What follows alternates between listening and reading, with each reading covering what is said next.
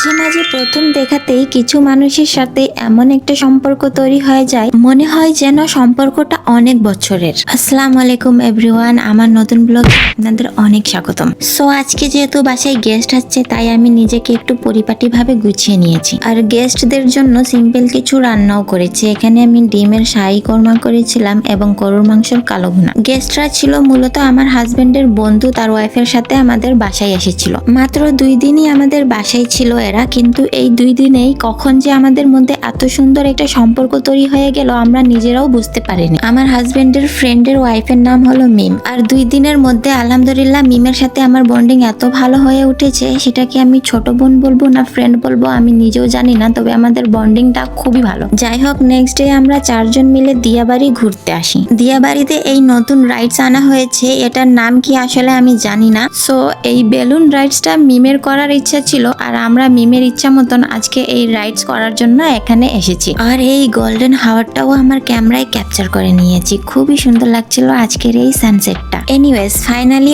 অনেক লম্বা লাইনের পর আমাদের টার্ন আসলো। প্রথমে মিমরা পানিতে গেল, আমরা তার ভিডিও করে দিচ্ছিলাম আর একটু এক্সপেরিয়েন্স নিচ্ছিলাম। মিম তো এই রাইডসটা অনেক এনজয় করছিল, তার মুখের হাসি দেখেই বোঝা যাচ্ছিল কতটা ভালো লাগছে। তবে ভাইয়া একটু ভয় পাচ্ছিল। ভাইয়া এবং আমার হাজবেন্ড দুজনের এই রাইডসটা প্রথমবার, বাট আমার আর মিমের এটা সেকেন্ড টাইম। এরপর আমি আর আমার হাজবেন্ড দুজনে বেলুনের ভিতর ঢুকি, আর বেলুনের ভিতর যখন গ্যাস দিচ্ছিল তখন আমার প্রচুর ইরিটেশন হচ্ছিল, এই জন্য আমি মুখে কাপড় দিয়ে রেখেছিলাম। তবে আমি আর আমার হাজবেন্ড দুইজনে এই রাইডসটা অনেক এনজয় করতেছিলাম। আমি লিটারেলি নাচতেছিলাম, আমরা দুজনে গান করতেছিলাম, অনেক রোমান্টিক একটা মোমেন্ট কাটিয়েছি আমরা এই রাইডস এর ভিতরে। সন্ধ্যা হয়ে যাচ্ছিল, তাই আমরা বেশিক্ষণ না থেকে আমরা বেরিয়ে পড়লাম। তারপর আমরা এখানে একটা ফল ট্রাই করেছি। এই ফলটা আমি ফার্স্ট বার খেয়েছি। এই ফলের নাম আমার জানা নাই, আমি ফার্স্ট টাইম খেয়েছি। এটা খেতে আমার কাছে কিছুটা তাল কোয়ার শক্ত কোয়ার মতন লেগেছিল। তোমরা কেউ এই ফলের নাম জেনে থাকলে আমাকে কমেন্টে জানাইও। কিন্তু কিছুটা নারিকেলের মতনও স্বাদ লাগতেছিল,